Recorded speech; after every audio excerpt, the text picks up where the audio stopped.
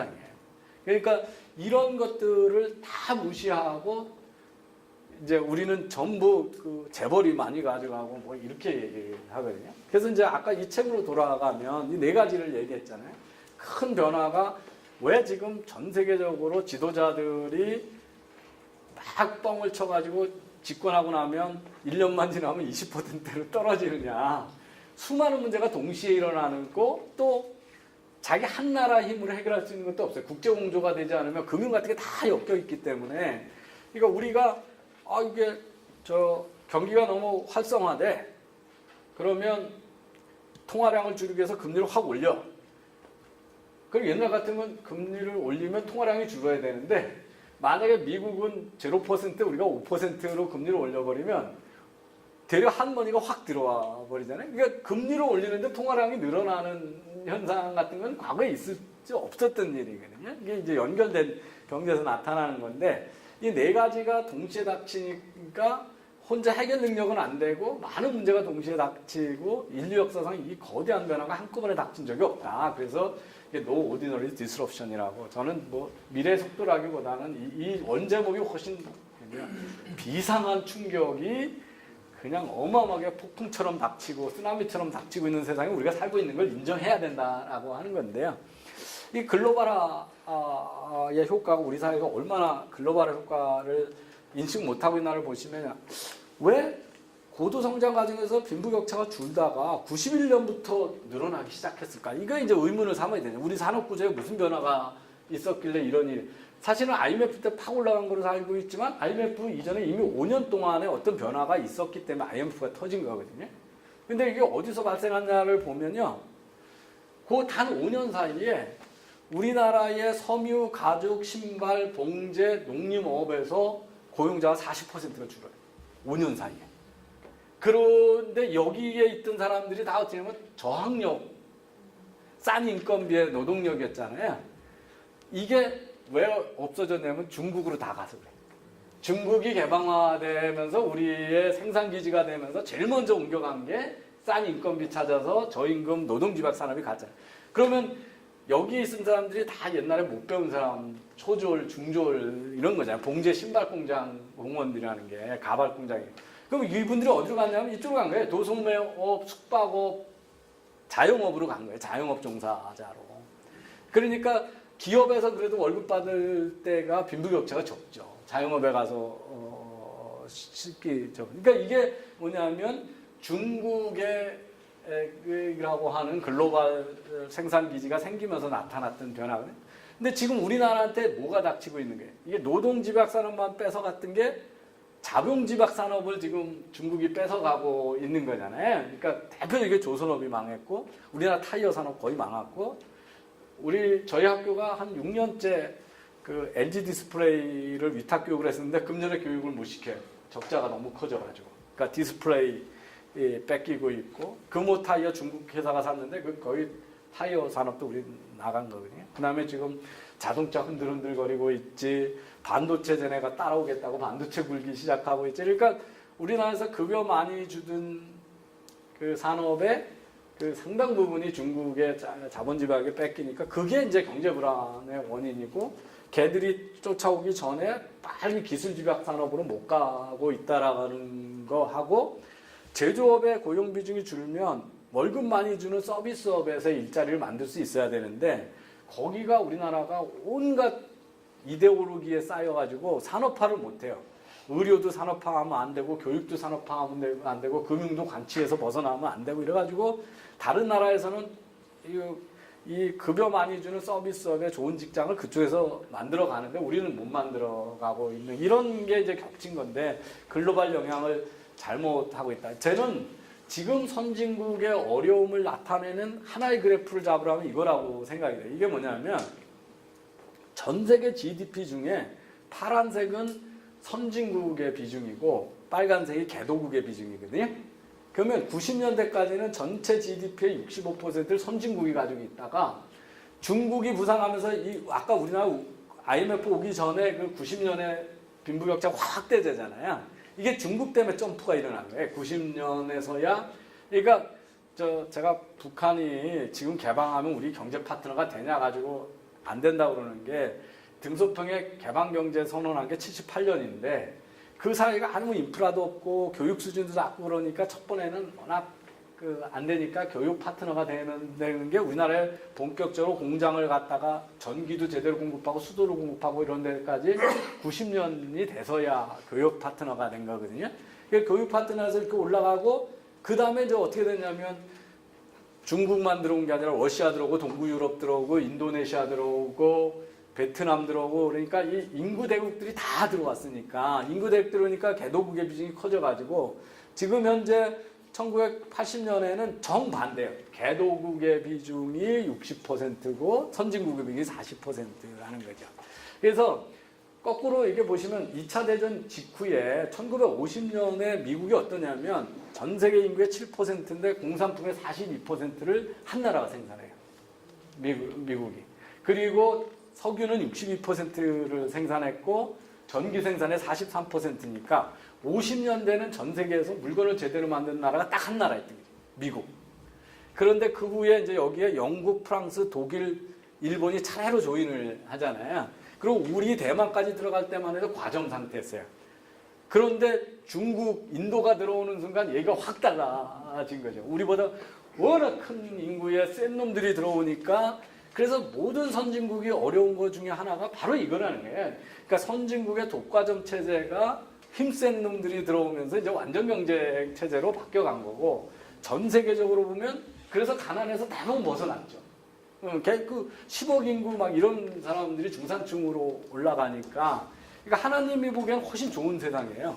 보기에. 근데 우리나라만 보면 없던 경쟁이 생겼으니까 이제 어려운 거고. 이거를 자꾸 우리는 인정을 안 하고 있는 거죠. 글로벌화의 환경은.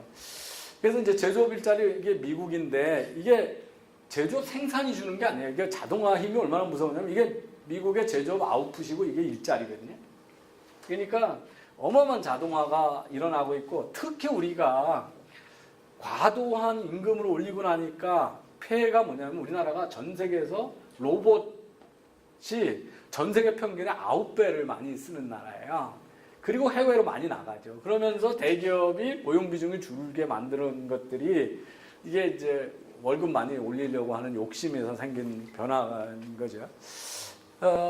이 서비스업을 그러니까 앞으로 소식은 더 나빠요. 뭐냐면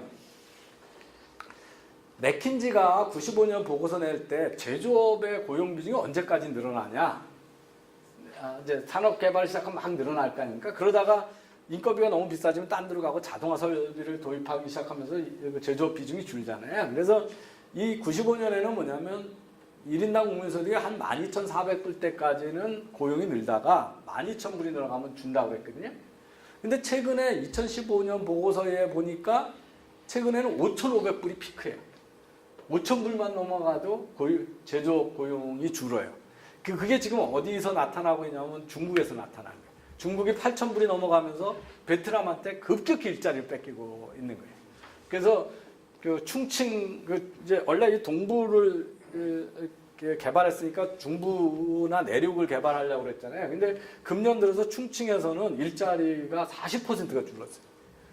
네, 그래서 그 중국이 지금 엊그제 아주 놀라운 지난주에 연구 보고서가 홍콩 과기대하고 시카고 대학 경제학자들이 분석을 했는데 그 중국의 경제 성장률이 1.7%가 과다에 계산된 거라는 거예요. 그러니까 6%라고 계산됐던 게 사실은 4.3%라는 게 그게 왜 그러냐면 2007년부터 성 단위에다가 해외 투자 목표, 유치 목표하고 경제 성장을 다 채우면 중앙정부가 인센티브를 준 거예요. 그랬더니 성들이 성과를 다 부풀린 거예요. 그래가지고 이게 그래서 성 단위의 마이크로 데이터하고 내셔널 데이터가 안 맞아요. 그래서 그걸 가지고 다시 분석하니까 실질보다 상당히 부풀려져 있다 그러는데 이게 중국이 경착륙 가능성이 높은 게 이제 바로 월남이 베트남이 일자리를 가져가고 동남아가 가져가면서 이렇게 나타나거든요.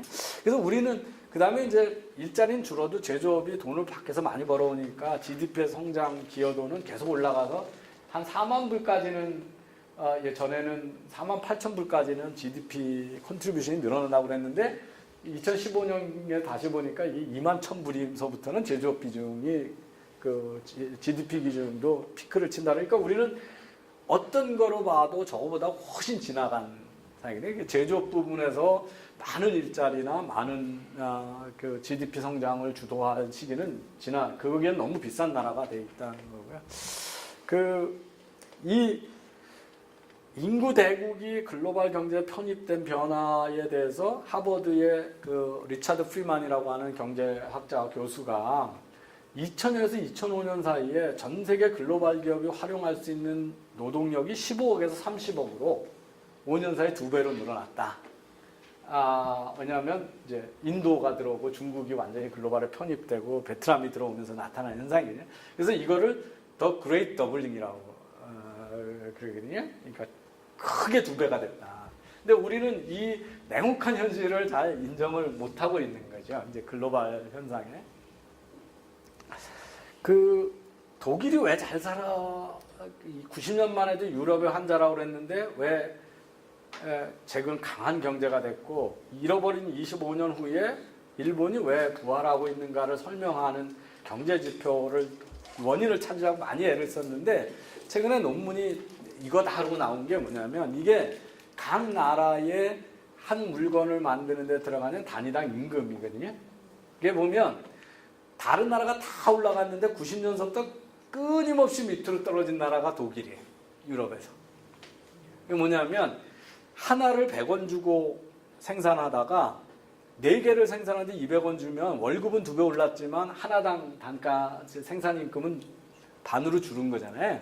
그러니까 생산성 향상보다 임금 상승이 낮으면 유닛 레이버 코스트가 내려가잖아요.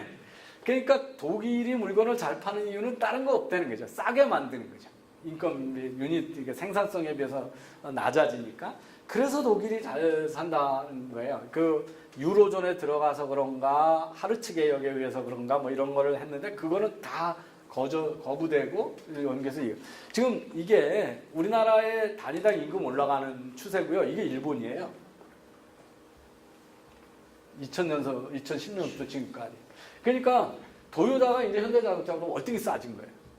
엔화도 싼 데다가 일본이 계속 생산성 향상보다 임금 인상이 낮아가지고 이게 보면 유닛 코스트가 2000년에 비해서 2016년인가 7년에 보면 이때보다 지금 한 2~3% 낮게 내려가 있는데 우리는 이렇게 올라갔거든요. 그러니까 그런데 여기다가 2년 사이에 최저임금을 50%를 올려놓은 거예요. 그래서 제가 이게 자살행위라고 해요. 자살행위. 이거를 앞으로 몇 년간을 낮게 책정을 해서 이거 생산성 향상보다 임금을 훨씬 낮게 책정을 해서 점차 이걸 흡수해 가야 될 텐데 이 악영향은 앞으로 한 15년, 20년 갈 거예요. 그 다음에 관리를 잘해도 이미 올려놨기 때문에 낮추는 방법은 없거든요. 예, 그래서 이거는 한번 저지른 죄 중에 엄청 큰 죄를 저지른 무모한 짓을 한 것다는 거고요. 인구 구성 얘기를 조금 해보면 이제 이게 우리나라 청년들이 분노하는 이유 중에 하나가 IMF 이전에 청년의 실업률이 일반인 실업률하고 전체 실업률하고 큰 차이가 없었어요. 3%대 유지가 됐었거든요. 근데 이제 IMF 때 13%가 올라갔다가 다른 연령층은 다시 3% 내려왔는데 청년만 6%가 쭉 유지되다가 2013년서부터 이루 치솟고 있는 중이에요. 근데 이제 이게 여기에 딱 2가지 변수가 있어요. 하나가 뭐냐면 요 사이에 대학 진학률을 35%에서 83%로 올려버린 거예요. IMF 요 과정 중에. 그러니까 대졸이 기대하는 일자리가 너무 없어진 거죠. 그러니까 쓸데없는 학력 인플레이션을 너무 많이 시켜놓은 거예요. 이 나라는 경제는 어려워졌는데 대학은 훨씬 많이 가는. 그러니까 전 세계에서 한 세대를 80%를 대학을 보내는 나라는 대한민국이 유일하고 많이 보내는 나라가 미국인데 50%거든요. 그러니까 이거 얼마나 많이 보내는 건지를 알 수가 있잖아요. 또 그래서 옛날이 좋았다고 그러면서 사람들이 많이 그래요. 그래서 제가 저기 한양대 교수님이 우리가 대학 갈 때는 일자리 걱정 안 하지 않냐 막 이런 얘기를 할 때 그거야 대학을 간 사람이 극소수니까 그런 거죠. 이게 우리나라 학력 간 인구 구성 변화인데요. 이게 대학이거든요.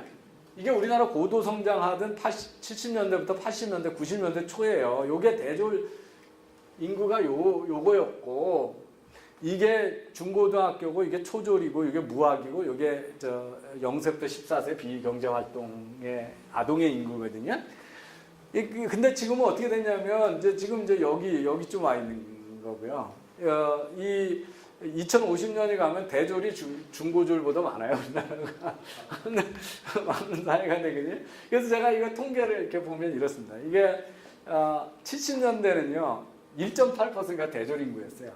재학생하고 졸업생 다 합쳐서. 그리고 제가 대학을 가던 80년대, 제가 79학번인데, 그때 봐야 4.1%거든요. 총 인구에. 근데 지금은 30%거든요. 대졸 인구가. 그러니까 당연히 지금 그 과잉 인플레이션이 있는 거죠. 그리고 이때는요, 여자들은 결혼하면 경제활동 안 했어요. 70년대, 80년대 다 전업주부로 갔어요. 그러니까 제 때는 보면 어떻게 된 거냐면 2%가 대졸 자리를 가지고 경쟁을 한 거예요. 그럼 당연히 경제는 팽창하고 대졸들은 공부 안 하고 맨날 휴학만 해도 일자리 걱정 안 하죠. 이 대학에 들어갔다는 합격으로만 가지고 그놈이 머리 좋은 놈이니까 갖다 시키면 배울 거야. 이거 기대가 충분히 할 수가 있죠. 근데 100명 중에 80등을 뽑아놓고 대학에 앉혀놓고 공부하라고 물어보세요. 한번 80등 애가 제대로 대한 교육 학습 능력이 있는 애인가 보시면 없죠. 그 다음에 이 청년 실업을 확 높인 게 인구 구성 변화를 얼마나 무시하고 경제정책을 썼냐 하면 2013년에 박근혜 대통령이 아주 의욕을 가지고 노사정위원회를 만들어가지고 노동시장 개혁을 한다고 나섰거든요.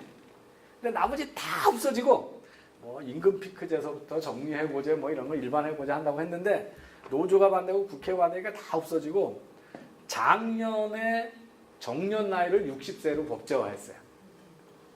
그래서 55세, 58세에 내보내던 거를 60세까지 다 일하게 만든 거예요. 그러니까 한 해에 갑자기 정년이 5년이 늘어난 거예요. 그러면 그 5년 동안 어떻게 되겠어요?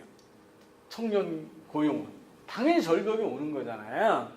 근데 그거가 또 얼마나 무모한 거냐면 제가 그 베이비붐 세대의 마지막 세대인데 여기 인구가 새로 취업하겠다는 청년보다 월등히 많아요. 근데 여기가 안 나가고 5년을 버티니까 밑에서 못 들어가잖아요. 옛날에 경제가 팽창하고 이럴 때는 승진 안 시켜주면 체면 때문에 다 그만두고 나갔는데 요즘은 승진 안 시키고 무조건 버티거든요. 그리고 법이 60세까지 보장하니까 아무도 못 잘라요. 그러니까 다 버틴 거예요.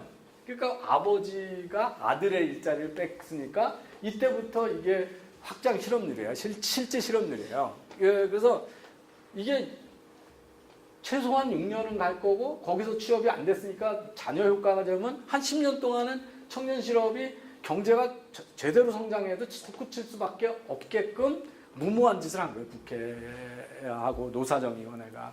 그러니까 인구 변화 구성을 그렇게 이제 무시했다는 거고요. 이게 우리나라가 얼마나 모든 면에서 빨리 변하는 거냐면 여성들이 6명 이상의 애를 낳다가 3명 미남으로 줄었는데 몇 년 걸렸냐면 영국은 그게 거의 100년 걸렸거든요. 98년 걸렸는데 한국은 그게 18년 만에 일어난 변화예요. 6명 낳다가 3명 이하로 낳는 게. 그래서 이제 이게 탄생하는 숫자고 이게 죽는 숫자인데 이 크로스가 한 2024, 5년쯤에 일어날 거로 생각했는데 출산율이 더 빨리 떨어져가지고 2020년에서 이제 네트로 줄기 시작을 하는 그게 땡겨진다는 게 우리나라 구성이고요. 그래서 이게 60년의 인구 구성, 애들이 이렇게 많고 중년이 90년이 이거고 이제 2020년에 항아리형으로 바뀌거든요. 그래서 이게 인구 구성이 얼마나 바뀌냐는 거고요. 그래서 우리나라의 중위권 나이, 중간 나이가요. 그 80년만 해도 10대였거든요. 19세였는데 지금은 얼마가 됐냐면요. 42세 정도 돼요. 42세. 42세가 중년이고 한 20년 지나면 55세가 되겠네. 그거보다 더 놀라운 거는 가족 구성의 변화예요.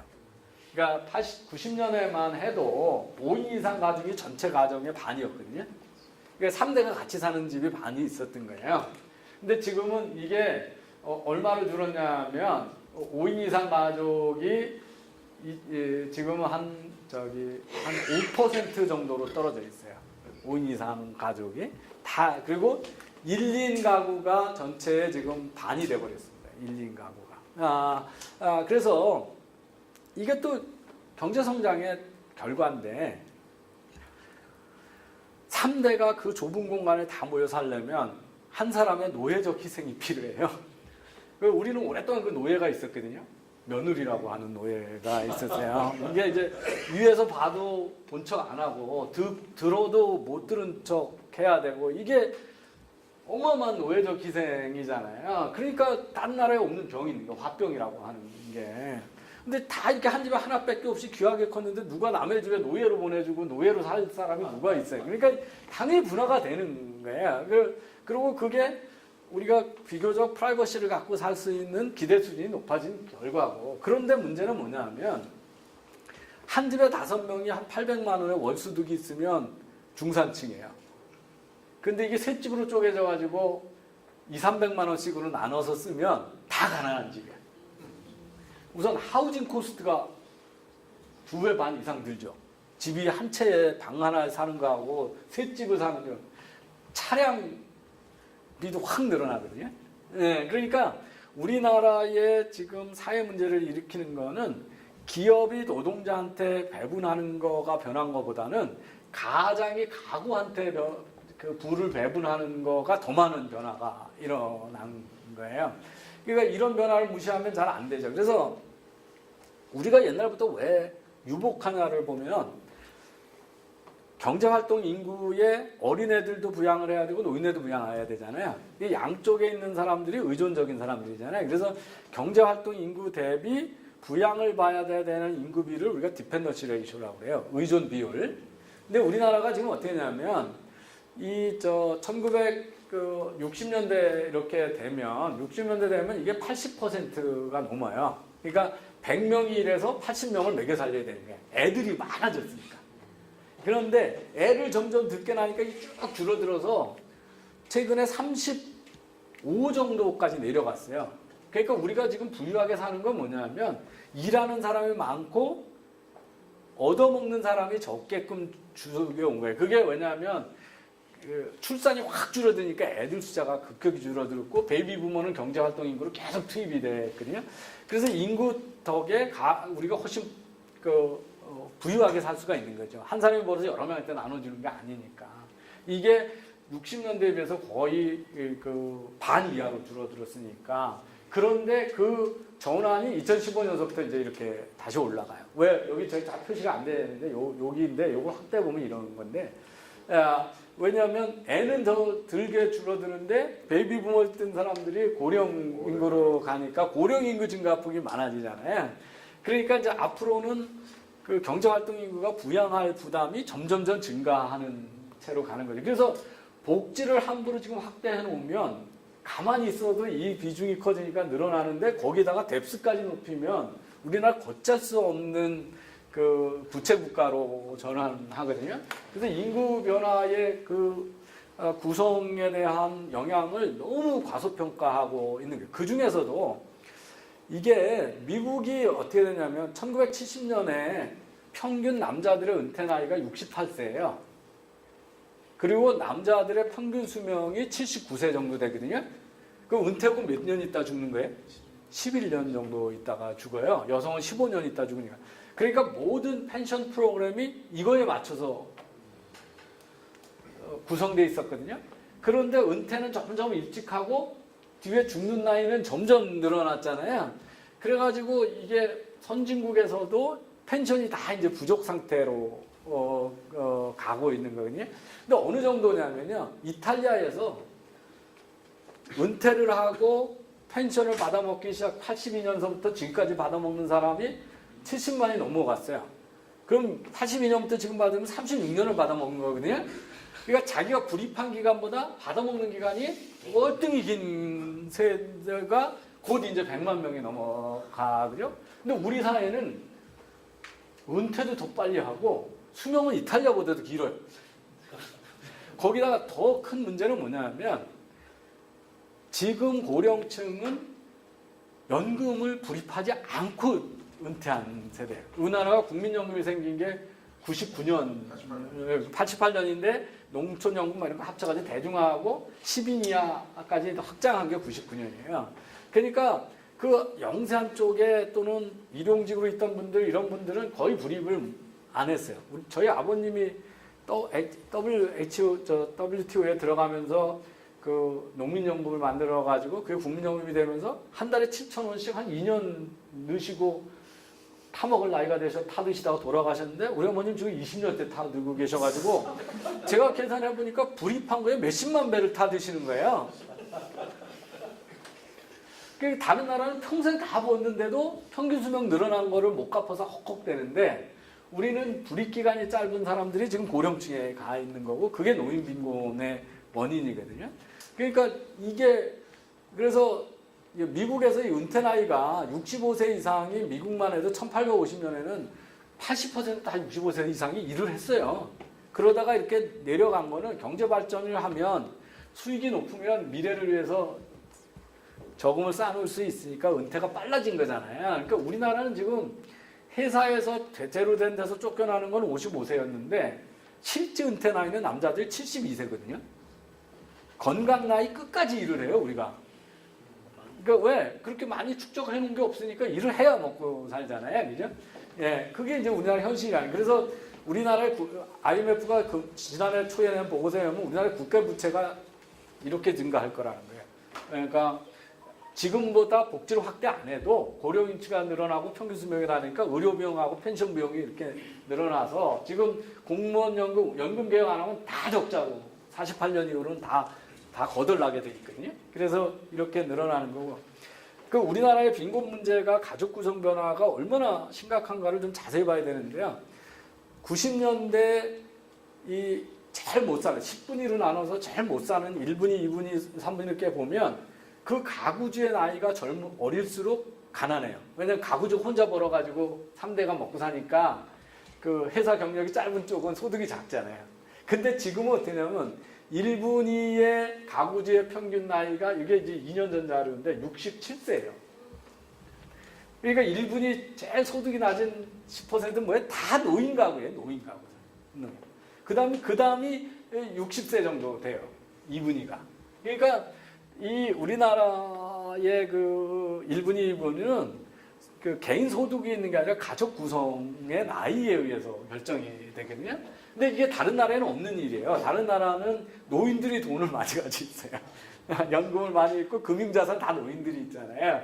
그러니까 이게 우리가 연금 없이 농경사에서 산업화를 압축 성장하면서 나타났던 현상이거든요. 그래서 이제 이런 거고요.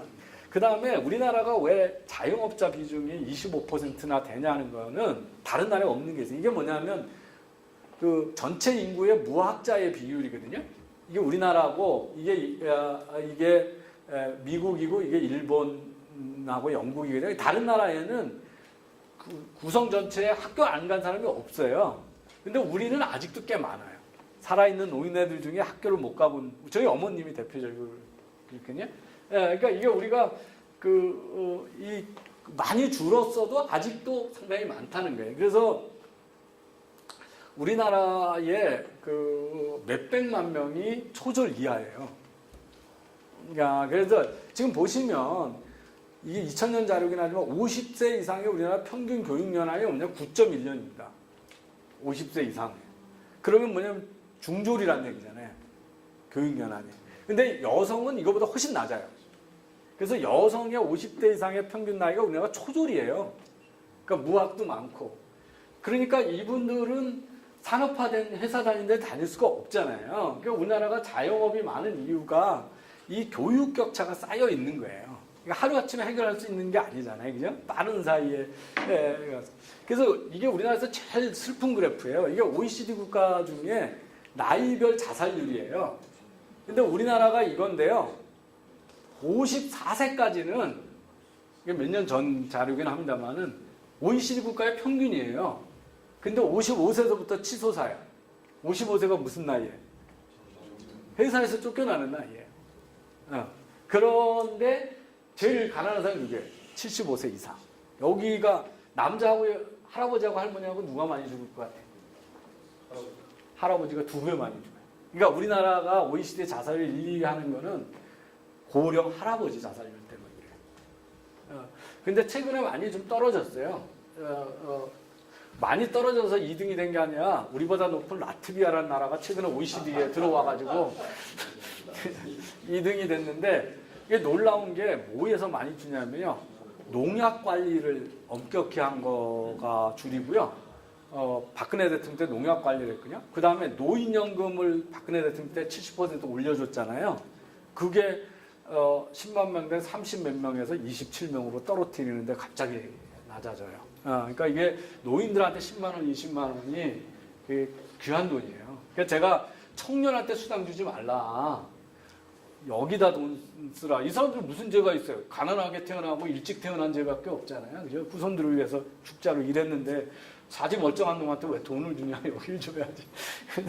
그래서 이제 인구 구성의 변화가 우리 사회에 많은 문제가 녹아 있고 대기업, 중소기업, 자영업의 급여 격차도 사실은 뒤집어 보면 그 안에 교육 격차가 숨어 있는 거고 그분들은 여간 대기업의 고용을 유연하게 해줘가지고 이분들을 대기업에 취업시키게 하려면 정규직 이렇고 토봉 테이블로 월급제라면 절대 못하는 거거든요. 이분들을 경비가 됐든 청소 용역이 됐든 마구 쓰게 해줘야 이분들이 자영업에서 일 안 하고 그래도 복지 혜택도 받을 텐데 자꾸 정규직 보호를 강화하니까 대기업 고용에도 못하고 이제 이렇게 밀려나고 있는 거거든요.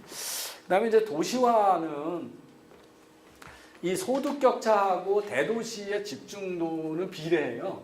그러니까 아직도 서울, 부산 이런 데 집중화가 더 강화되지 절대 줄어들지 않는다라고 하는 게 왜냐하면 지금 경쟁력은 메가도시 경쟁력이에요. 국가 경쟁력이. 그래서 이렇게 되고 그래서 이제 자꾸 제가 청년들한테 뭔 얘기하면 사람들한테 인구 줄어들고 한 집에 하나밖에 안 있으니까 조금 있으면 부부가 친정에서 하나, 친가에서 하나 집을 두 채씩 상속할 거 아니에요. 그죠? 그래서 집 사지 말라 이런 얘기 하잖아요. 근데 그게 아주 잘못된 얘기예요. 왜냐하면 인구는 주는데 가구 수는 더 많이 늘어나거든요. 핵분열을 자꾸 해가지고. 그래서 어떻게 되냐면 2000년부터 2017년 사이에 우리나라 가구 수가 40%가 늘었어요. 1,400만 가구에서 2,100만 가구가 됐거든요. 그러니까 집수가 더 많이 필요하죠. 근데 또 하나의 문제가 있어요. 우리나라. 뭐가 문제가 있냐면 표준 주택 양식이 확정이 안 돼 있다는 거예요. 그러니까 제가 태어날 땐 농가가 표준 양식이었잖아요. 그러다가 도시가 되니까 연립주택, 산동네 집이었죠. 그러다가 아파트인데 아파트도 제가 여기 대치동에 84년에 지은 아파트가 있는데 살 수가 없어. 지하 주차장이 없어가지고 겨울이 되면 너무 힘들어요. 막 밀고 패러를 하는데 또 어떤 분이 술 먹고 사이드 브레이크 놓고 가면 아주 죽겠는 거예요. 그리고 아주 그리고 그 당시에는 차들을 쓸 거라고 생각을 안 하고 지은 집들이잖아요. 그리고 그러니까 지금 젊은층이 기대하는 정말 안전하고 피트니스 센터도 들어있고 밑에 이런 그러니까 우리나라 사람들이 뭘 지금 생각하셔야 되냐면 20년 전이 몇 년이에요? 우리 지금 2000년 때 우리가 국민소득이 얼마냐 하는 거거든요. 98년 이렇게 되면 우리 IMF 때 보면 9,000불밖에 안 돼요. 88년 올림픽 때가 5,000불이었거든요. 그러니까 지금 젊은 층은 3만 불 시대에 맞는 퀄리티 집을 원하는 거예요. 근데 우리나라에 지어진 집들은 국민소득 500불 대, 1,000불 대, 5,000불 대, 10,000불 대 지은 집들로 가득 차 있어요. 그러니까 제가 이걸 가지고 주택보급률 많은데 주택 가격이 버블이라는 얘기는 아니 벤츠 타지 말고 다 자전차 타라는 얘기하고 비슷해요. 그러니까 퀄리티 기준이 맞는 게 있어야 공급 과잉이잖아요. 그죠? 그래서 우리가 지금 빨리 해야 되는 건 어떻게 재개발을 많이 해서 작은 집들을 많이 늘려주느냐 대도시에 많이 늘려주지 하는 거지 그거 외에는 방법이 없는데 자꾸 옛날 그거에 대해서 이상한 생각을 하고 또 물려받는 것도 제가 그래요. 네가 물려받으면 몇 살에 물려받는데 네 부모님 집을 60은 못 물려받아요. 나 70 넘어야 물려받는 거예요. 거의 100살 사시잖아요. 그러니까 60이면 일찍 물려받으시고 불행한 거예요. 80대 중반에 돌아가셨다는 얘기잖아요. 요즘. 그러니까 호상 아니에요. 그거는 이제. 그러니까 적어도 아버님은 일찍 돌아가셔도 어머님은 오래 사세요. 그래서 그때 물려받으면 뭐 어쩌라는 건데 그런 거죠. 그러니까 내가 필요할 때 못 물려받잖아요. 그래서 그 일본이 잃어버린 20년이 간 거 중에 주 원인이 뭐냐면 노노상속을 해서 그래요. 그러니까 상속을 받는데 할아버지가 상속을 하는 거예요. 그러니까 소비가 안 일어나잖아요. 이미 자기들 애들 다 키워서 나갔으니까. 그래서 우리도 소비 부진을 가는 원인 중에 우리나라도 이미 DJ 때는 카드 막 쓰게 하니까 빚내서 소비를 했거든요. 지금은 그걸 해줘도 소비가 안 늘어나요. 왜 그러냐면 지금은 이미 금융자산의 65%가 60세 이상이 가지고 있어요. 우리나라. 그러니까 근데 이분들은 지금 어떠냐면 금리 떨어지고 앞으로 저거 어떻게 되니까 돈을 안 쓰는 거예요. 자꾸 안 쓰게 되잖아요. 그러니까 40대가 돈을 쓸 수 있어야 되는데 40대가 그걸 못 하고 있는 거예요. 그러니까 어떻게 하면 할아버지 돈을 손자를 위해서 쓰게 상속제도를 만들어주냐가 경제 살리는데 되게 중요한데 아무도 이제 그런 문제 이슈에 집중하지 않는 거죠.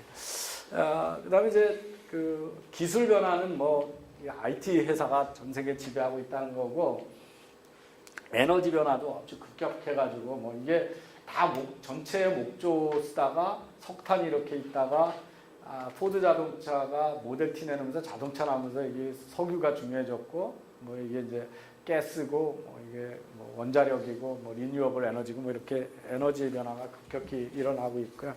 IT 기술에서 우리가 얼마나 풍요로운 세상을 살고 있나 제가 통계를 몇 개 뽑아봤는데 2007년에 아이폰이 처음 스마트폰 만들었잖아요. 이걸 1991년에 만들었으면 재료비가 얼마 드냐면 42억이 들어요. 근데 CPU하고 메모리하고 통신 모듈 가격만 계산했을 때 그래요. 그러니까 터치스크린이나 앱 이런 거는 카메라 이런 건 계산 안 하고. 이 아이폰 7 2010년에 나온 거는 150억이에요. 제가 가지고 있는 갤럭시 노트 9의 이 괴물폰이라고 하는 맥시멈 512기가짜리는 710억짜리예요.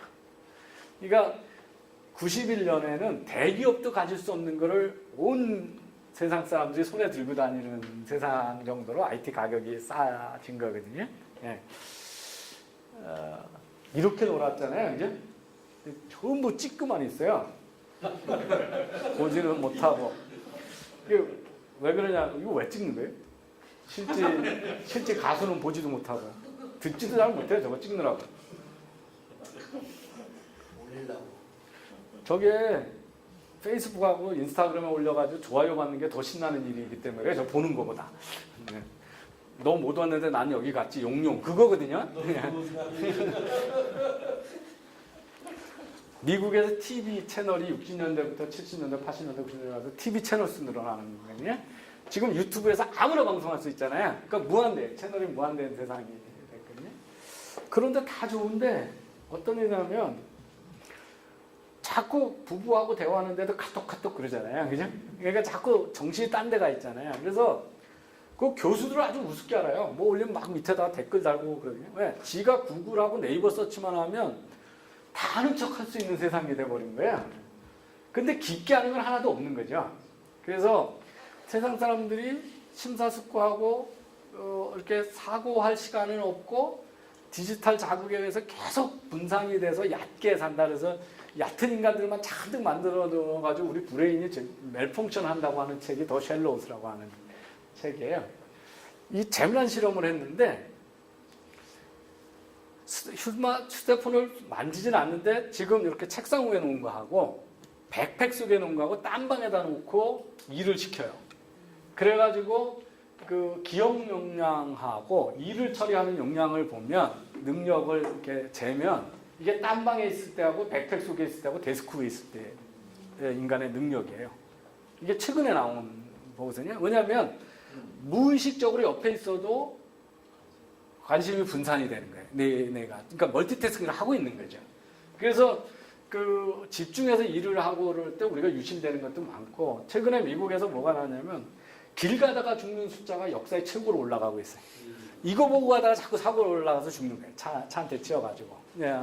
이제 그런 그 다음에 이제 뭐가 있냐면 그러니까 우리 사람들은 사람이 행복해지려면 허그도 하고 뽀뽀도 하고 스킨십이 있어야 되잖아요. 근데 자꾸 버추얼 인터랙션을 진짜 인터랙션으로 착각을 하는 거고 그래서 이게 막 멀티태스킹을 특히 애들이 MMORPG 같은 거 하면 여기서 채팅하면서 양손 쓰면서 뭐 보면서 그러잖아요.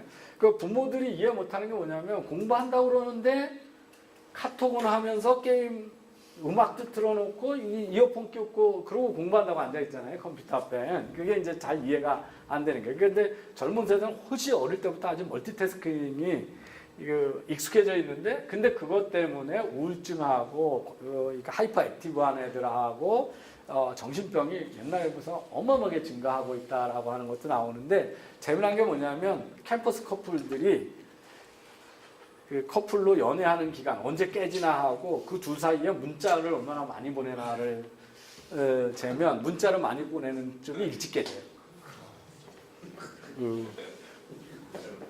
이게 뭐냐면 연애는 페이스 투 페이스로 해야 되는데 페이스북 투 페이스북으로 하는 거예요, 연애를. 그러니까 이게 행복해지고 저걸 하려면 우리는 많은 경우에 그 언어라고 하는 기호로 커뮤니케이션 하는 게 아니라 표정, 제스처 이런 거를 많이 하게 되잖아요.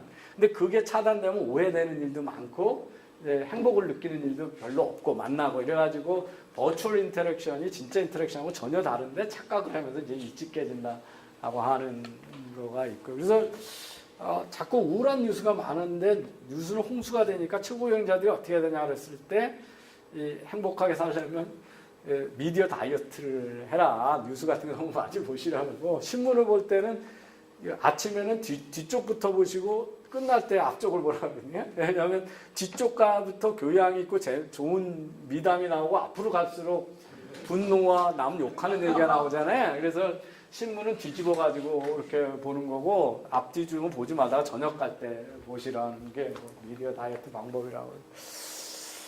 이게 이렇게 직립보행인데 컴퓨터 앞에 앉아가지고 게임하는 저 아들놈이 다시 안 일어나서 저게 다시 또 직립보행을 하지 않는 원시동물로 가는 게 아닌가 그러는데 다행히 스마트폰이 나와서 또 돌아다니면서 게임해서 그건 괜찮은 것 같은데 우리가 얼마나 정신없이 사나 하면 세상에 이상한 연구하는 사람들 많아요. 그 1m 80cm, 60피트를 평균 보폭 속도가 도시민마다 어떻게 다른가를 재는 데가 있거든요. 그래가지고 순서를 해보니까 싱가포르 사람들이 제일 빨리 걸어요. 그 8번째가 뉴욕인데 SBS가 서울 사람을 재봤더니 뉴욕하고 속도가 같아요. 그러니까 우리가 전 세계에서 대도시 중에 한 7, 8번째로 빨리 서울은 급하게 사는 사람들이에요. 그런데 이게 90년 되고 2000년 되고 2010년 됐는데 10년 단위로 보폭 속도가 10%에서 30% 빨라져요. 그러니까 우리가 무지 바쁘게 사는 거예요. 그러니까 정신질환도 많은 거죠. 예. 그래서 이제 세상이 많이 바뀌는데 기업도 많이 바뀌어서 60년대는 S&P 500에 들어가면 그 안에 60년간 평균 머물러 있었거든요. 그런데 1등 기업, 우수 기업이 빠져서 지금은 14년 있으면 쫓겨나요. 그러니까 그 우량 기업 리스트에서. 그러니까 모든 게 빠르다는 거죠. 그래서 80년대 탄생한 기업이 10조 원의 기업이 되는 데는 한 30년 걸렸거든요. 근데 요새 뭐 우버 이런 것들이나 이 스타트업들은 생긴 지 2년 반 내에 10조가 넘어가는 정도로 스피드가 너무 빨라져서 세상이 빨리 저렇게 변화가 오면 기업들도 미래 장기 전략은 불가능하잖아요. 그래서 어떻게 하면 좋으냐? 옛날에는 유연한 사고가 되게 중요한데 어떻게 유연해야 되냐면 사격을 하려면 관역을 조준을 하고 준비 발사잖아요. 근데 관역을 모른다고 생각하면 어떻게 해야 되냐? 그럴 때는 준비된 걸 발사를 하는 거예요. 난사를 해가지고 맞는 거를 관역으로 정해야 된다. 이게 근데 이게 무슨 얘기 같은데 스마트폰이 딱 나왔을 때 삼성전자가 무슨 짓을 했냐는 거예요. 자기 솔루션 없잖아요. 아이폰이 처음 나왔을 때. 그때 삼성전자가 하니까 자기네 자체 폰 만들고 윈도우 폰 만들고 타이젠 폰 만들고 구글 폰 만들고 다 만들었어요. 그럼 시장이 뭘로 갔어요? 구글 폰으로 가니까 그거 밀었잖아요. 그러니까 그렇게 했는데 노키아는 어떻게 했냐? 야, 우리가 42% 마켓시ェ어 가지고 있으니까 여기다가 그 터치 스크린 기능 집어넣으면 돼. 그리고 자체가 개발한다고 2년 반 쭈물딱거리다 못 내놔가지고 완전히 폭삭 망했잖아요. 그러니까 그거가 그래서 현대경영이 어려운 이유가 뭐냐? 지금 핵심 거를 잘 관리하는 건 당연히 리더들이 해야 되는 거고 미래가 뭐가 될 건지 자꾸 실험적인 포트폴리오 만드는 것도 당연히 이해하는데 제일 어려운 게 과거의 고정관념을 벗어나는 과거에 대한 선택적 침해 능력이 중요하다는 거예요. 그러니까 만약에 노키아가 삼성하고 똑같이 야 우리는 어제까지는 1등이었는데 오늘부터는 아무것도 아니야. 이제는 구글한테 붙어서라도 살아야 되라고 결정을 했다 그러면 삼성하고 LG한테 기회가 없었다는 거죠. 근데 과거에 우리가 1등이었기 때문에 충분히 한다고 생각을 했고 제가 소니가 왜 망했는지를 여러 사람한테 물어봤어요. 그때 노무라 경제연구소장이 와가지고 뭐라 그러냐면 식스 시그마 때문에 망했다는 거예요. 왜 식스 시그마 때문에 망했냐 그랬더니 아날로그 워크맨 만들어가지고 5년 동안 고장 안 나는 기계를 만들어 성공을 했어. 그러고 나니까 일본의 제조업에서 전부 제일 힘센 부서가 QA 부서가 됐어요. QA 부서가 100만 개 중에 2개, 3개의 결품 나기 전에는 절대 출시를 못 막아줘. 그게 식스 시그마잖아요. 토탈 퀄리티. 그래서 옛날 식스시그마에서 블랙벨트 따라하고 우리도 따라하느라고 난리를 쳤잖아요. 근데 지금 삼성은 보면 1년마다 폰을 새로 내놓잖아요. 그리고 5년 쓰는 사람 아무도 없어. 그리고 새로운 기능을 넣으니까 어차피 버기 많아. 그래서 삼성은 막 내놓고 있는데 벅 많은 것도 소니는 4년 동안 테스트만 하고 있는데 테스트 하다 보면 새로 바뀐 거야. 그럼 새로 만들면 또 테스트 하다가 한 번도 제때 출시한 적이 없다는 거야. 근데 삼성은 그럼 어떻게 이걸 문제를 해결했냐? 고장 안 나는 기계를 만드는 것도 중요하지만 그건 불가능하니까 어떻게 했냐면 전 세계 전자제품 회사 중에 AS 센터 가지면 그 자리에서 바로 고쳐주는 AS명이라고 하는 새로운 패러다임을 도입을 한 거죠. 전 세계에 없거든요. 원래 맡겨놓고 일주일 후에 찾아가는 제도였는데 근데 그 전략적 선택을 못했다는 거예요. 근데 디지털은 계속 새로운 기능을 업그레이드하기 때문에 했는데 그래서 일본 기업이 망한 이유 중에 하나가 여러 개가 있는데 그 노무라 경제연구소장은 식스 시그마 때문에 아날로그 기술에서 성공의 패러다임을 디지털 기술로 전환됐는데 못 버렸다. 이게 기업이라는 게 어떻게 성공하면 그게 체화가 되고 그게 DNA가 되고 조직 문화로 살아있기 때문에 그걸 고치는 게 거의 생각보다 어렵잖아요. 그래서 이 미래는 어차피 모르니까 뭐 이것저것 실수 많이 생기고 그런데 사실은 여기에서 그 분절적인 디스럽션이 일어났을 때 여기서 승패가 좌우된다. 과거 것들을 올리는 뭐 그런 얘기를 하고요. 그래서 개인 삶도 어떻게 바꿔야 되느냐 뭐 이런 얘기 하는데 옛날에 한 20대까지 교육받고 한 20, 30년 돈 벌고 끝나고 나서 엔터테인먼트에서 살자 뭐 이런 얘기를 했는데 5년 전에 가면 교육이 아무 의미가 없는 세상이 되면 이게 불가능하지 않냐. 그래서 그리고 이렇게 살다 보면 계속 억울한 일만 있죠. 행복을 뒤로 자꾸 미루는 거니까. 그래서 이제 이 빨리 변하는 세상에 살려면 공부하며 일하며 엔조이하는 거를 동시에 할 수 있는 이 버티칼에서 이 가로형 박스로 동시에 하지 않으면 우리가 인생을 충분하게 살 수 없다 그래가지고 여기도 이제 3박스 오브 그래가지고 아까 그 현재 미래 과거는 경영 패러다임이 이렇게 달라야 되고 왜 지금 CEO들이 월급을 많이 받아야 되느냐 하는 게 이제 옛날보다 워낙 핸들해야 되는 문제가 복잡하고 웬만한 그 인지 능력이 없는 사람이 리더가 되지 않으면 안 된다라고 하는 건데요.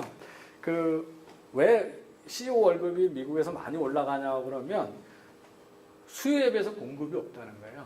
제대로 CEO를 할 만한 거. 이사회가 뭐 바보 그래서 올려주는 게 아니잖아요. 고용하는 건데. 근데 왜 수요가 없냐 그러면 이 바이스 프레젠트를 CEO한테 직접 보고하는 사람들한테 하버드 비즈니스에서 서베이를 해봤어요.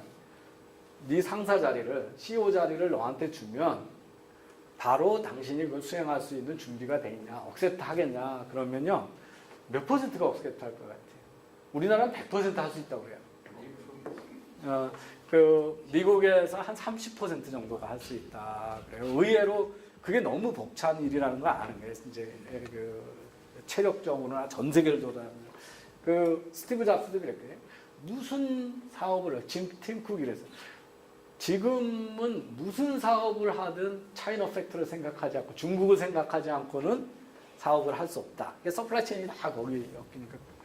그래서 그런 얘기인데, 그러면서 하버드가 과거를 잘 잊어먹어야 되는 걸 되게 강조하면서 쓰리박스 어프로치라고 그랬는데, 이 책은 인생을 준비하는데 패러다임이 바뀌어야 된다. 동시에 공부하고 늘 일하고 일하고 공부하고 엔조이하는 게 구분이 없는 세상이 돼야 4차 산업 기술혁명 속에 서바이벌하는 인간이 된다. 그래서 저한테 자녀들 교육 어떻게 시켜야 되냐고 물을 때 제가 맨날 하는 것 중에, 글쎄 특별한 기술이라는 건 아무도 모르는데 두 가지는 확실한 것 같다. 하나는 갈수록 창의성이 중요한 세상이 되는 거죠. 그러니까 왜 아까 빈부격차 늘어나고 삼성하고 애플하고 디자인 가지고 경쟁하냐면, 지금 보면 휴대폰에서 LG전자가 자본이 모자르고 설비가 모자라서 돈을 못 버는 게 아니잖아요. 다음 버전을 매력 있게 디자인을 못해서 그런 거잖아요. 그러니까 지금은 대부분 많은 경우에서 첨단 산업은 휴먼 캐피탈이 좌우하지 자본력이나 설비가 좌우하는 세상이 아니잖아요. 그래서 휴먼 캐피탈, 근데 똑같은 일을 하는데 이쪽에서 몇 천만 원을 더 주고 몇 억을 더 주면 우수한 인재들이 1등 기업에 자꾸 몰린다는 거예요. 그래서 그 격차가 점점점 누적이 된다는 거거든요. 그러니까 그 크리에이티비티 있는 휴먼에 대한, 그러니까 뭐 책 많이 읽고 뭐 이런 거잖아요. 근데 제가 우리 사회가 청년들을 이 헬조선에서 벗어나게 하려면 취미에 맞는 다양한 창의적인 직업을 갖게 해야 되는데, 제가 어렸을 때 주방장은 아주 천한 직업이었거든요. 그죠? 예, 남자가 주방장 한다는 거는 되게 부끄러운 직업이었는데, 지금 셰프는 셀럽이잖아요. 그죠? 예. 그럼 차이가 뭐냐 보면, 주방장은 위에서 배운 똑같은 밥을 요리를 하는 거예요.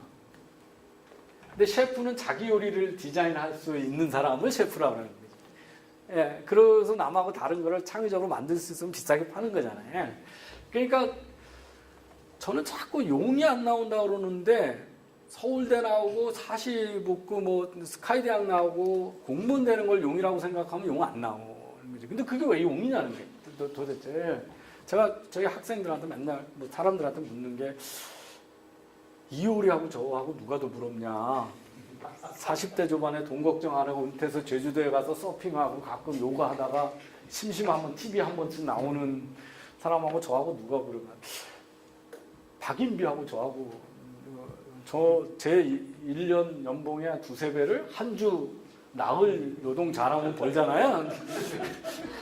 그러니까 아니 방탄소년 같은 게 그 접대 강유미인가? 개그우먼 그 친구가 말도 안 되는 거 가지고 유튜브 방송을 해가지고 하는데, 저기 구독자가 60만이래요. 근데 그 친구가 요새 수입이 뭐냐면, 방에서 나가지도 않고 그거만 하는데, 개그우먼에서 제일 많이 벌 때 10배 수익을 내고 했대거든요. 제가 이 경제방송을 이병태 TV라고 해가지고 올 1월에 시작을 했어요. 2달 됐거든요. 지금 저 52,000명이 들어왔어요. 구독자 수가. 1월 달에 방송을 해보니까 10,000몇 명 들어와가지고 3주 했는데, 구글에서 광고비로 온 게 180만 원이에요. 그러니까 좀 남아에 없는 컨텐츠만 있어도 글로벌리 돈 벌 수 있는 플랫폼이 많은 세상이잖아요. 그러니까 저는 기업들한테 전 세계에서 최고 좋은 영리학교를 들어올 수 있게 허용해주면, 이탈리아 유학 안 가고 소믈리에 나오고 셰프 만들고 네일 아티스트 나오고 뭐 조각가 만들고 3D 프린터로 멋있는 거 만들고 이런 사람들이 해서 유튜브 통해서 선전해서 팔고 그러면 용이 되는 거지. 지금 싸이나 그 옛날에 조용필 씨가 싸이보다 노래 훨씬 잘했는데 돈은 싸이가 훨씬 잘 벌잖아요. 그때는 글로벌 플랫폼이 없던 시절이니까 동네 가수였고 지금은 글로벌 하면 뭐 몇십억 명이 보는. 그래서 용의 생각을 바꿔주어서 그렇게 하는 수밖에 없다. 지금 옛날식의 용어 생각하면 우린 계속 없어서 창의성하고 창의성이라면은 그 다음에는 자기주도 학습 능력이에요. 그죠? 학교에서 배운 게 의미가 없이 계속 바뀌니까 누가 먼저 들어가서 이걸 하니까 자녀 교육의 방향을 굳이 교육의 방향을 하려면 창의성이고 자기 적성에 맞는 패션 찾아주는 거하고 자기주도 학습 능력. 이게 이제 그래서 제가 학장해 보니까 카이스트 학생이나 교수 중에서도 정신질환을 앓고 있는 사람이 너무 많은 거예요. 근데 그 중에 하나가 카이스트 석사 과정 올 때까지 의사결정을 자기 혼자 해본 적이 없는 놈이 너무 많아. 엄마가 다 시켜준 거예요, 엄마가. 카이스트 경영대 오는 입학 설명회를 엄마가 와요. 대학원은 MBA 입학 설명회를. 그래가지고 초등학교 때 학원 보내서 과학고 가라 그런 것도 엄마고, 과학고 가니까 무조건 카이스트 갔고, 카이스트 가서 제일 인기 있는 학과를 선택하라는 것도 엄마였고, 그래도 여기까지 왔는데 자기는 천재인 줄 알고 아인슈타인처럼 물리학과 가봤더니 들어가 보니까 자기는 거기서 공부 못하는 사람이고 그때부터 우울증이 와가지고 아무것도 못하고 이런 거예요. 그러니까 겉으로 보이는 카이스트 영재하고 너무 다른 거죠. 예.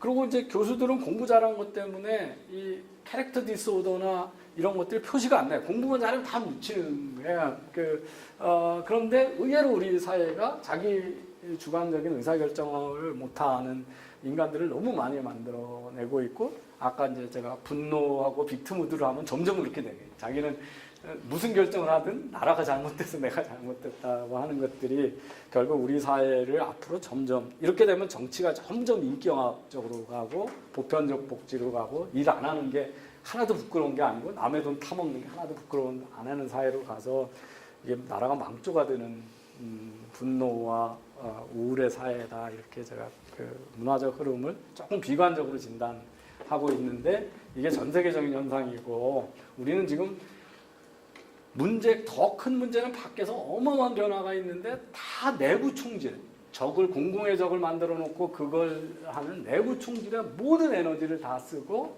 사회의 작은 문제를 이만큼 뻥튀기는 하는 사람들을 가짜 선지자들이 설치는 사회가 돼 있다라고 하는 게 제가 그 목소리를 계속 최근에 한 2, 3년 동안 엄청 높이게 된 주요한 이유입니다.